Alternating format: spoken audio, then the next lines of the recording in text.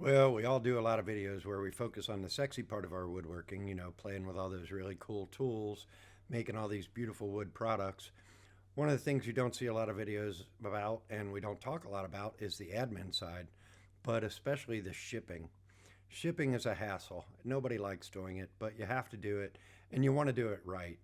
So just think about it when you're building your products and looking at your shipping options. Try and get boxes that are strong enough to hold your product, also a close size for your product so that you don't have to use too much packaging material, but you still have enough in there to protect your product so that when it gets to your customer, it's still in good shape. Now, I'm not a big fan of bubble wrap. I think we put enough plastic into our landfills. So I'm a big fan of this honeycomb paper. It gives a nice cushion around my products and allows me to use a fair amount of it without being too much. And when it goes in a landfill, it's completely biodegradable, which is great. Now, tape is tape. Tape is always going to be plastic. Not a lot we can do about that. But good boxes and good packaging material are important. And get yourself a good tape gun too. It makes all the difference in the world.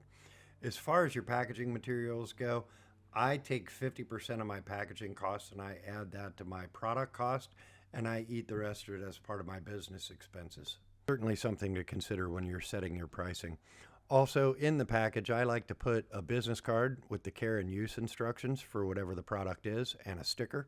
I think it's always nice to give your customer something a little extra. But the most important thing is that your packaging is solid so that the beautiful piece of work that you're sending to your customer is still beautiful when it gets to them. And just remember, your packaging reflects your company when it shows up on your customer's doorstep. And as always, like, subscribe, or follow for more woodworking content, and your viewership is always appreciated. Thank you.